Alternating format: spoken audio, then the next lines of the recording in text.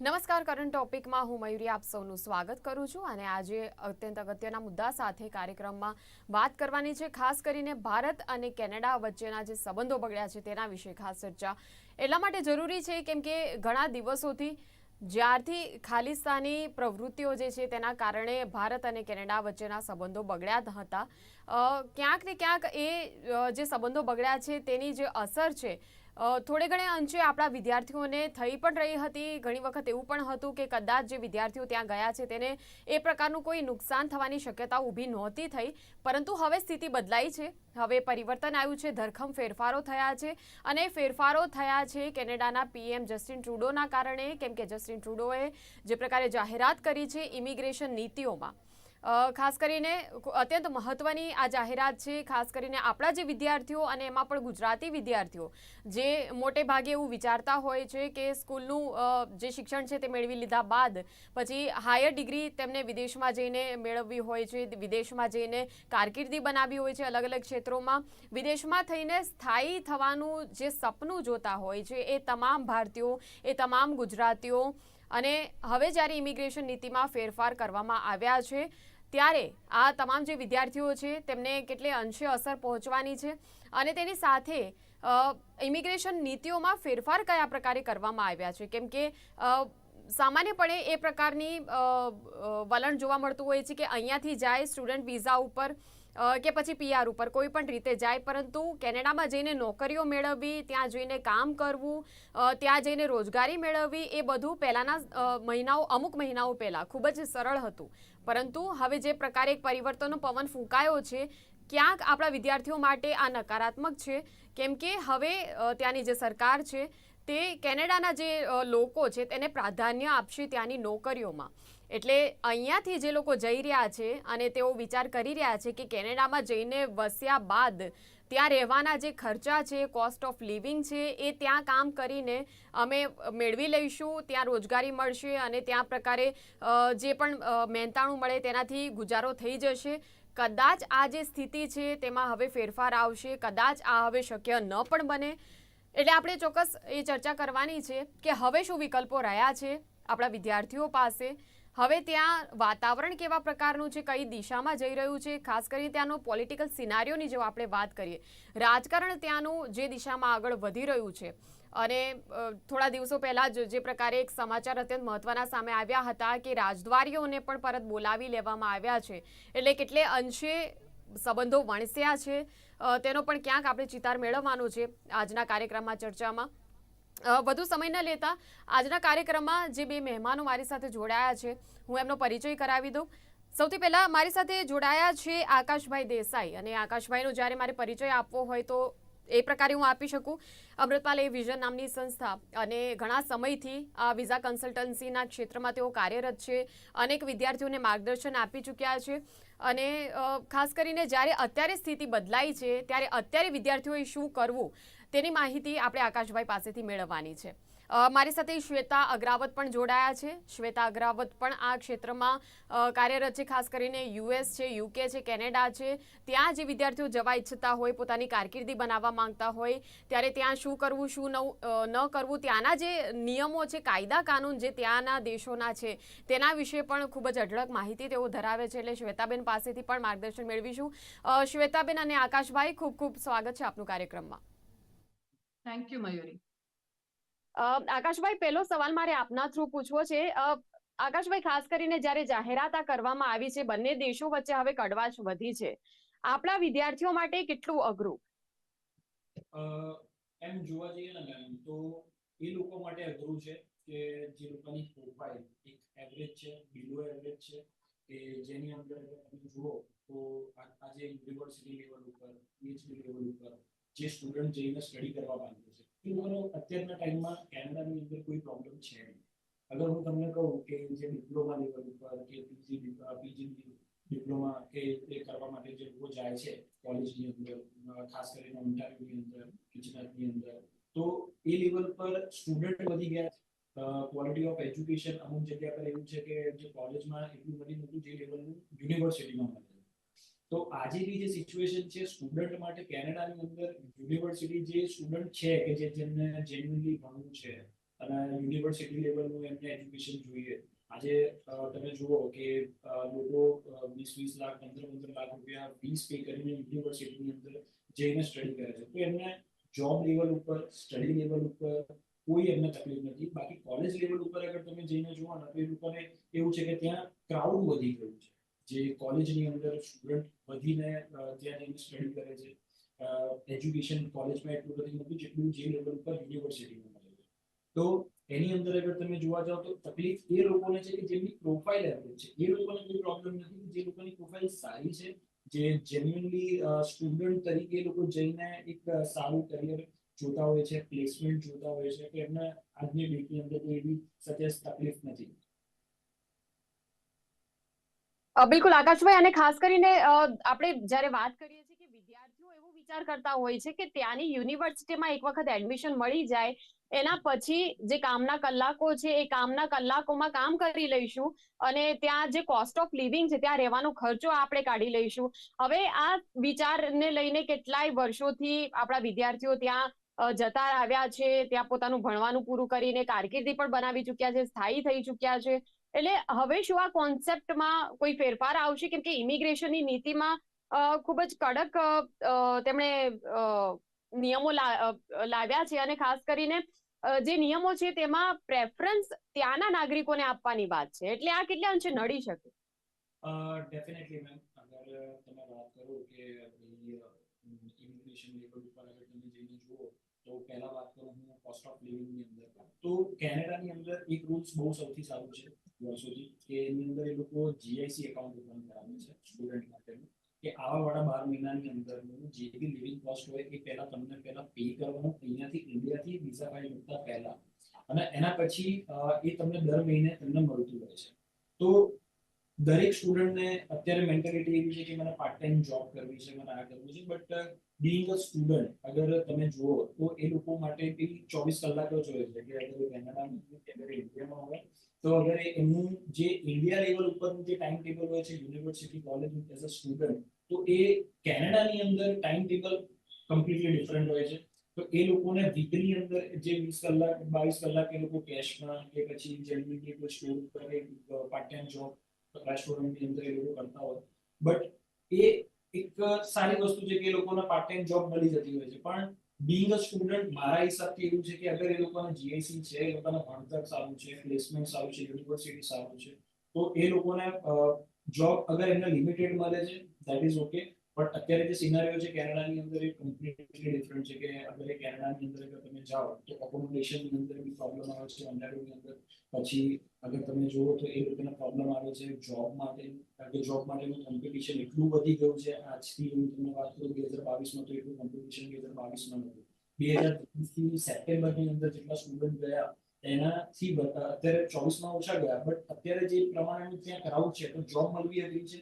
ત્યાં પછી તમને એકોમોડેશન મળવું અઘરું છે, કારણ કે એક જ જગ્યા છે અને એક જ જગ્યાની અંદર દરેક સ્ટુડન્ટને જવું છે. હવે જીટી એરિયાની હું તમને વાત કરું તો કોસ્ટ ઓફ લિવિંગ હાઈ છે, ત્યાં લોકો જાય છે, પણ ત્યાં જઈને બી એ લોકો માટે અત્યારે જોબ સિક્યુરિટી એટલી નથી જેટલી પહેલા. તો અત્યારે કોમ્પિટિશન સ્ટુડન્ટનું વધી ગયું છે.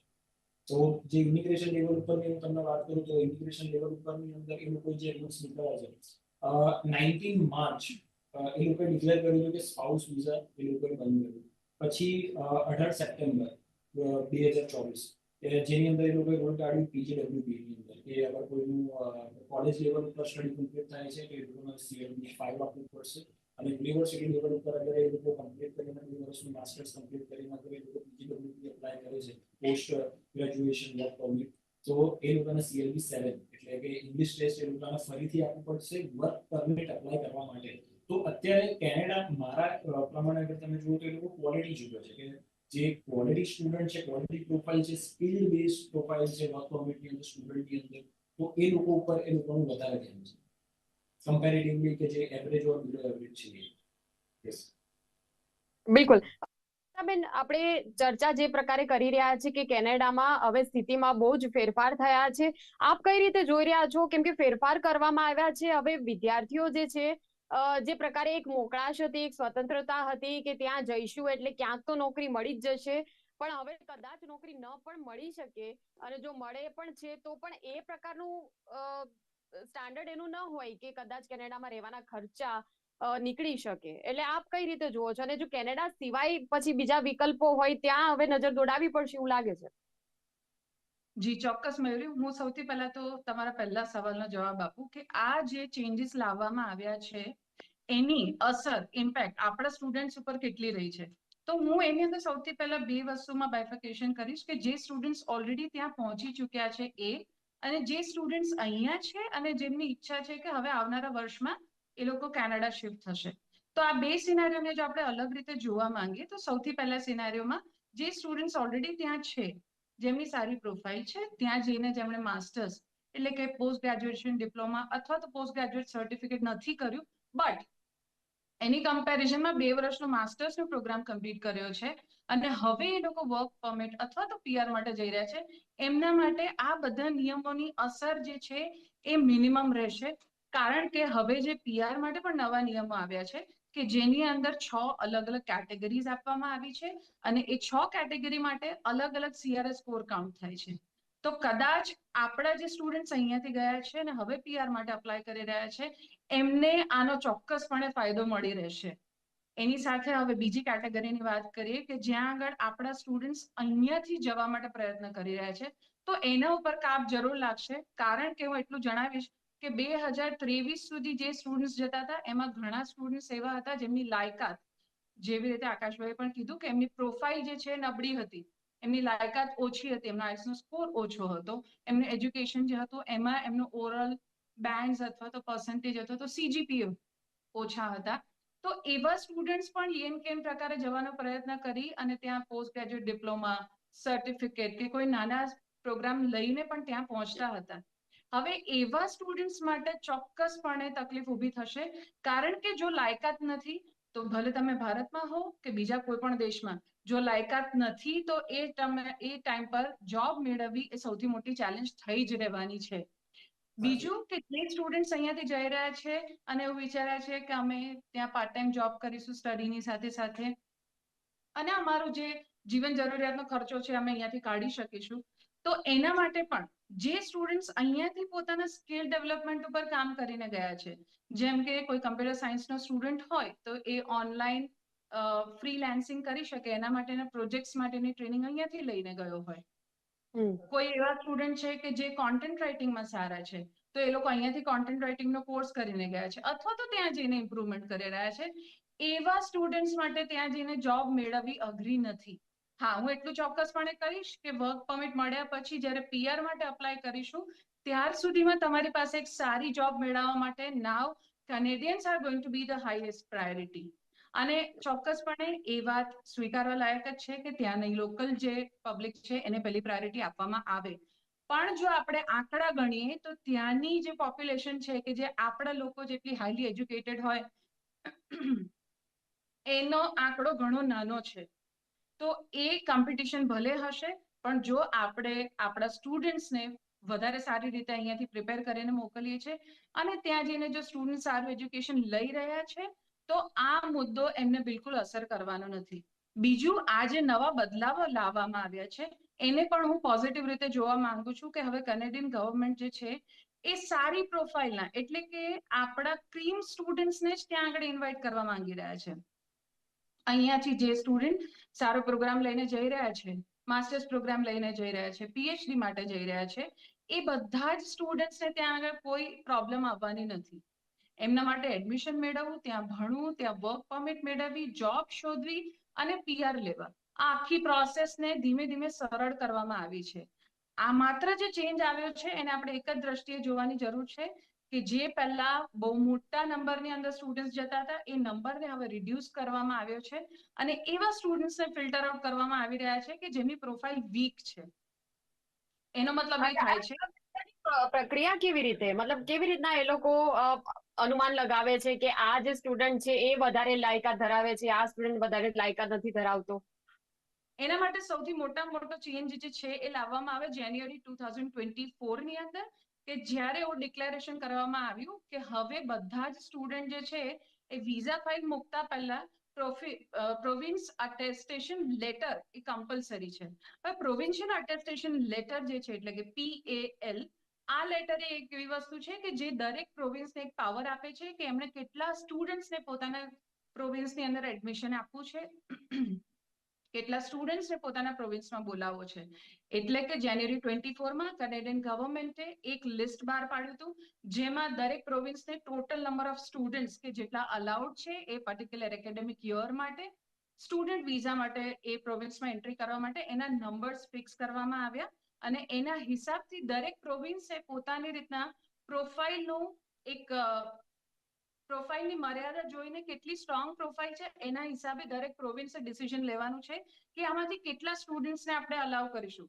સો સે ફોર એક્ઝામ્પલ, જો સચિન તેંડુલકર જો હોય એની સેન્ચુરી આપણને એના નંબર્સનું લિસ્ટ વધારે દેખાય છે, તો જ્યારે સચિન તેંડુલકર એ પ્રાયોરિટીના લિસ્ટમાં જશે તો એ હંમેશા ટોપ પર આવશે. એનો મતલબ મારો ઇન્ડિકેશન એ છે કે જો સારી પ્રોફાઇલ વાળા, સારું એજ્યુકેશન વાળા, સારો સ્કોર વાળા અને સારી વર્ક એક્સપિરિયન્સ વાળા સ્ટુડન્ટ્સ અથવા તો કેન્ડિડેટ્સ એ લિસ્ટમાં એડ થાય છે તો એ જલ્દી ફિલ્ટર આઉટ થશે, એમને પ્રોવિન્શિયલ અટેસ્ટેશન લેટર આપવામાં આવશે અને PAL મળ્યા પછી જ સ્ટુડન્ટ વિઝા માટે ફાઇલ કરી શકશે. આની પહેલાના સમયગાળામાં એટલે કે 2023ની અંદર આ કોઈ રેસ્ટ્રિક્શન હતું નહીં, ત્યારે સ્ટુડન્ટ્સ જે છે ડાયરેક્ટલી વિઝા ફાઇલ મૂકી શકતા હતા અને એનું ડિસિઝન પોઝિટિવ આવે છે કે નેગેટિવ આવે છે એના બેઝ ઉપર એમનું ફ્યુચર નક્કી થતું હતું. અચ્છા, તો અત્યારે હવે આ જે નવી પદ્ધતિ એ લોકોએ કહ્યું છે, આ કમ્પલસરી જે નિયમ કર્યો છે, તો પછી સ્ટુડન્ટ્સ ઉપર છે ને કે એમણે એમનો પ્રોફાઇલ વધુ ને વધુ સ્ટ્રોંગ બનાવવો પડશે. જી ઓફકોર્સ મયુરી, હું અગ્રી કરું છું એના તમારા માટે શું સ્ટેટમેન્ટ ટિપ્સ હોઈ સાથે. શકે? કોઈ પણ સ્ટુડન્ટે પોતાની ફાઇલ વધુ ને વધુ સ્ટ્રોંગ બનાવી હોય, પ્રોફાઇલ એ રીતનો બનાવવો હોય કે એમનું સિલેક્શન પહેલા થઈ શકે, તો એના માટે એને કઈ બાબતોનું ધ્યાન રાખવું પડે? સૌથી પહેલા જે સ્ટુડન્ટ્સ ફોરેન જવા માંગે છે એ લોકો પોતાના ગ્રેજ્યુએશનના લાસ્ટ યરમાં જ બધી પ્રિપેરેશન સ્ટાર્ટ કરતા હોય છે. તો મારી દ્રષ્ટિએ અમુક મુદ્દા બહુ મહત્વના છે. સૌથી પહેલું કે તમે તમારા એજ્યુકેશન ઉપર ફોકસ કરો. તમે જે પણ ડિગ્રી લઈ રહ્યા છો એ ડિગ્રીની અંદર તમારો સારામાં સારો સ્કોર એટલીસ્ટ 80% ઓર 8 CGPA સ્કોર કરવાનો ટ્રાય કરો. આ સૌથી મોટો પ્લસ પોઈન્ટ છે જો તમે બહાર જવા માંગો છો તો. બીજો મુદ્દો એ છે કે IELTS ની અંદર યુઝ્યુઅલી સ્ટુડન્ટ્સને હવે ખબર છે કે 5.5 બેન્ડ્સ ઉપર પણ હવે એડમિશન અને વિઝા થઈ શકે છે. પણ please don't limit your self two this. At least try કરો કે 7.5 બેન્ડ સુધી તમે પહોંચી શકો. આ પણ તમારા બેનિફિટમાં રહેશે. એની સાથે સાથે એ ધ્યાન રાખો કે જ્યારે તમે વિઝા માટેની પ્રોસેસ શરૂ કરો છો તો તમે એ પ્રકારનો ઇન્ટેક સિલેક્ટ કરો કે જેમાં તમારી પાસે સફિશિયન્ટ ટાઈમ હોય. જો તમે ઇન્ટેક શરૂ થવાના મહિના કે 2 મહિના પહેલા તમારી આખી પ્રોસેસ શરૂ કરો છો, ભલે તમારી પાસે સમયગાળો છે 2 મહિનાની અંદર તમારું રિઝલ્ટ આવી શકે છે, પણ એ દરમિયાન પૂરેપૂરી શક્યતા છે કે તમે પ્રાયોરિટી લિસ્ટમાં ખૂબ નીચે છો અને તમારાથી સારી પ્રોફાઇલ વાળા સ્ટુડન્ટ્સ જે છે એમને ઓલરેડી PAL મળી ચૂક્યો છે. તો તમારા વિઝાની સક્સેસના રેટ્સ જે છે એ ખૂબ ઓછા થઈ જાય છે. એટલે આ 3 મહત્વની બાબતો છે જેના ઉપર તમારે ધ્યાન રાખવાનું છે. ચોથી એક મહત્વની બાબત એ છે કે તમે જે પ્રોગ્રામ સિલેક્ટ કરો છો અહીંયાથી મોસ્ટલી બધા સ્ટુડન્ટ્સ જે છે એ બેચલર્સ કમ્પ્લીટ કરીને માસ્ટર્સ માટે જતા હોય છે. તો હું શ્યોરલી એવું એડવાઇસ કરીશ કે પોસ્ટ ગ્રેજ્યુએટ ડિપ્લોમા અથવા તો પોસ્ટ ગ્રેજ્યુએટ સર્ટિફિકેટ, આ બંને પ્રોગ્રામ ભલે અવેલેબલ હોય પણ આનો વિઝા સક્સેસ રેટ જે છે એ ઓછો છે, કારણ કે આની અંદર તમને બહુ જ સ્પેસિફિક સબ્જેક્ટ શીખવાડવામાં આવે છે. જ્યારે આને બેને અવોઇડ કરીને તમે માસ્ટર્સ પ્રોગ્રામ માટે જાઓ છો તો માસ્ટર્સ પ્રોગ્રામની અંદર તમે જે વિષયમાં માસ્ટર્સ કરી રહ્યા છો એનું તમને અતથી લઈને ઈટી સુધીનું જ્ઞાન આપવામાં આવે છે, જેથી કરીને તમે વધારે સારી રીતે ત્યાં આગળ જોબની અંદર પરફોર્મ કરી શકો છો. અને આ વસ્તુ ત્યાંની ગવર્મેન્ટે વધારે ને વધારે ઇમ્પોઝ કરવા માટે થઈને જ જે સ્ટુડન્ટ્સ PGD PGCમાં જઈ રહ્યા છે એમની વર્ક પરમિટ એટલે કે પોસ્ટ ગ્રેજ્યુએશન વર્ક પરમિટ જે છે એના ઉપર અમુક લિમિટેશન્સ લગાવી છે. એની પાછળનું મહત્વનું રીઝન આ જ છે. તો મારી દ્રષ્ટિએ આ 4 મુદ્દા એવા છે કે જેની અંદર જો સ્ટુડન્ટ્સ પહેલાથી ફોકસ કરીને વધારે મહેનત કરે તો અવશ્યપણે પોતાની સ્ટ્રોંગ પ્રોફાઇલ સાથે વિઝાની સક્સેસ મેળવી શકે છે.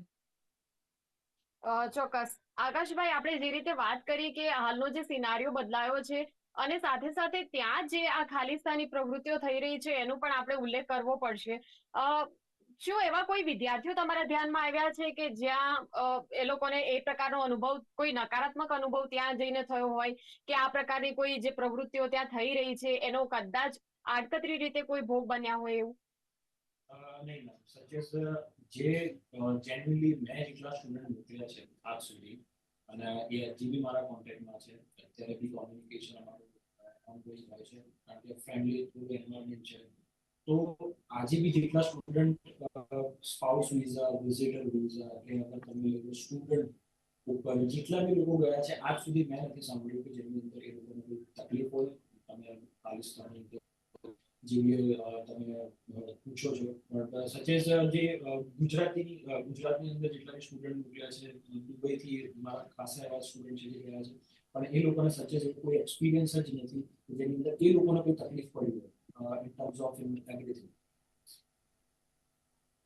બિલકુલ. અને એ લોકોને અંદરો અંદર જે એક મુશ્કેલીઓ ખૂબ જ જોવા મળી રહી છે, કેમ કે એક તો આ ખાલિસ્તાની કટ્ટરવાદ જે ત્યાંની મૂળ સમસ્યા છે.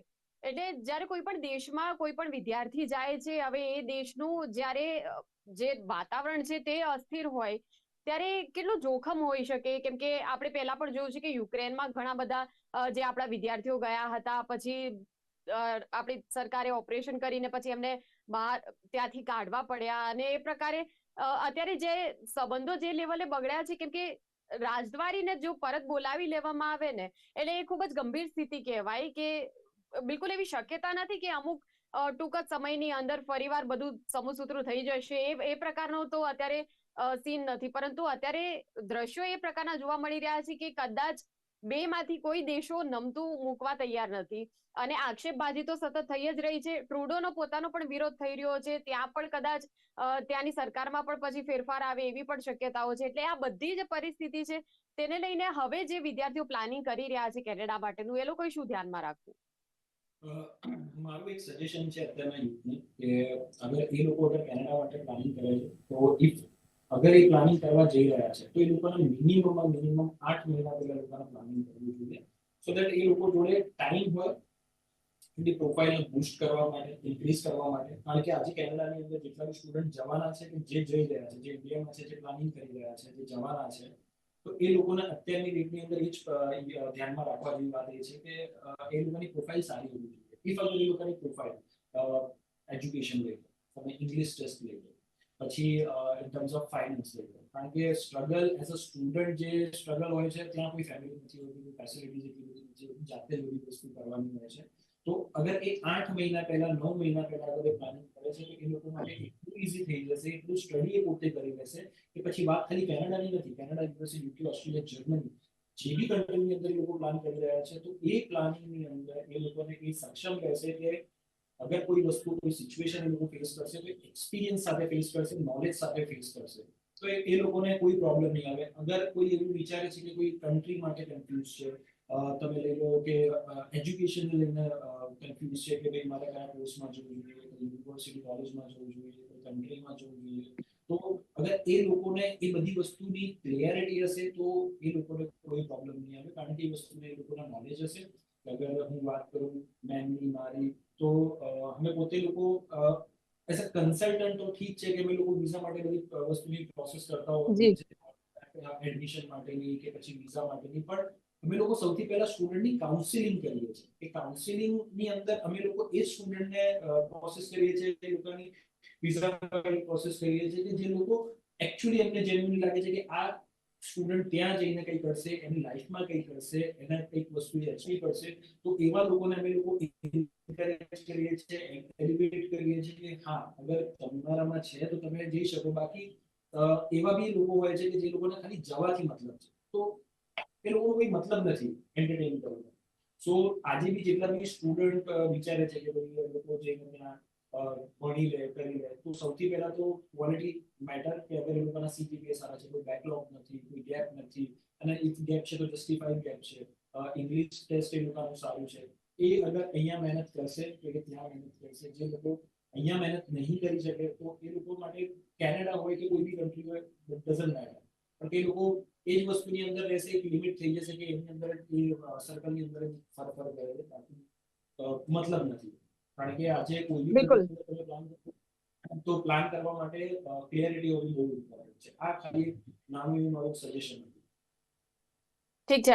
આકાશભાઈ અને શ્વેતાબેન આ બંને જોડાયા અને ખાસ તો બહુ જ મહત્વની ચર્ચા છે અને આ બંને પોતાની રીતે વિદ્યાર્થીઓને ઘણું માર્ગદર્શન આપ્યું. ખૂબ ખૂબ આભાર. Thank you so much.